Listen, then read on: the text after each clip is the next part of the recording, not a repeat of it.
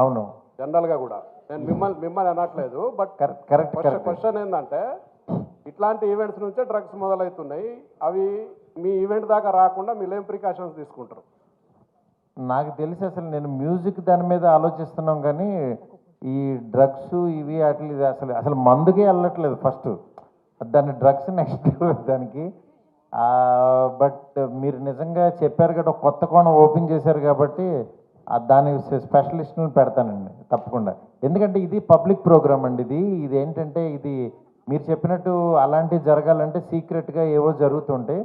But ఇది యాక్చువల్గా పబ్లిక్లో ఒక 8,000 to 10,000 మెంబర్స్ మధ్యన జరిగే ప్రోగ్రామ్ ఇది.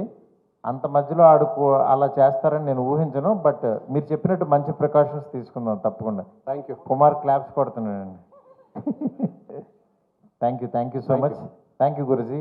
మీడియా మిత్రులందరికీ చాలా thanks.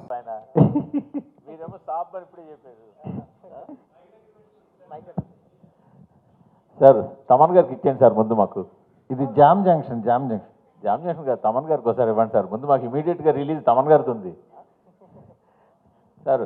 Game changer re recording ఎలా ఉండబోతుంది, పాటలు నెక్స్ట్ రెండో సింగిల్ ఎప్పుడు రాబోతుంది, ఫ్యాన్స్కి బొచ్చెడు క్వశ్చన్లు ఉన్నాయి. మీరు వాటి అన్నిటికీ ఇక్కడ సమాధానం ఇస్తే వాళ్ళు చాలా హ్యాపీగా ఫీల్ అవుతారు. మొన్న దిల్ రాజు గారు ఒక మంచి బ్లాస్ట్ ఇచ్చారు, డిసెంబర్లో రిలీజ్ అని. So will start updates from August end sir.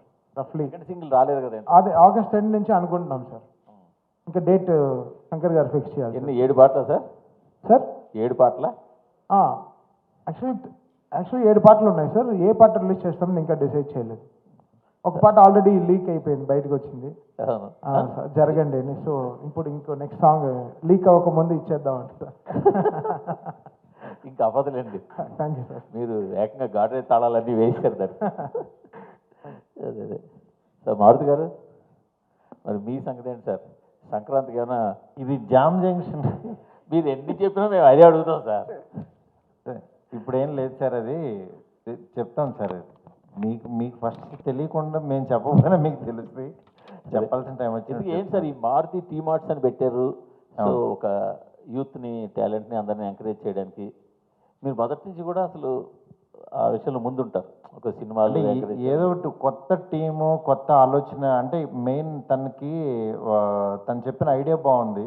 అంటే ఒక ప్లేస్లో ఒక 6 members 6 teams ప్లే చేయడం మనకి ఇంతవరకు హైదరాబాద్లో కానీ ఎక్కడ జరగలేదు ఇలాంటి కాన్సెప్ట్. ఈ కాన్సెప్ట్ కొత్తగా ఉంది, డెఫినెట్గా చేద్దామని అనిపించింది. దాంతో వీళ్ళందరూ టీం అందరూ బాగా చేస్తున్నారు. ఓకే చేద్దామని చెప్పి నేను కానీ ఎస్కే ఇద్దరం కూడా అనుకుని దెన్ వీఆర్ మూవింగ్ అట్లా. అంటే దీనికి కూడా ఒక టైప్ ఆఫ్ ఇన్వెస్ట్మెంట్ ఇది కూడా. అంటే ఇప్పుడు మన ఐపీఎల్ టీమ్స్ రకరకాలుగా వస్తున్నాయి అంటే అలాగేమన్నా ఇది తెలియకుండా తర్వాత గ్రో అవుతుందండి బాగా. ఎందుకంటే టీమ్స్ అందరికి కూడా ఇప్పుడు నిజంగానే ఇది సీరియస్గా తీసుకున్నారా లేదా అని చాలామందికి డౌట్ ఉంటుంది. బట్ ఇది ఒక్కసారి బయటకు వచ్చిన తర్వాత ఇది మేము ఎలా చూస్తున్నాం అనేది నిజంగా ఇందులో పార్టిసిపేట్ చేసిన వాళ్ళకి అర్థమవుతుంది. అందుకని చెప్పి ఇది తర్వాత చాలా పెద్దగా గ్రో అవుతుంది. అందుకని చెప్పి దీన్ని ఇప్పుడు బిగినింగ్ స్టేజ్ కాబట్టి కొంచెం ఎలా ఉంటుంది. బట్ దీన్ని నెక్స్ట్ లెవెల్కి తీసుకెళ్ళిపోతున్నాం. డెఫినెట్గా చాలా పెద్ద రేంజ్లో ఆడియన్స్కి ముందు చూపించబోతున్నాం సార్. శ్రీ గారు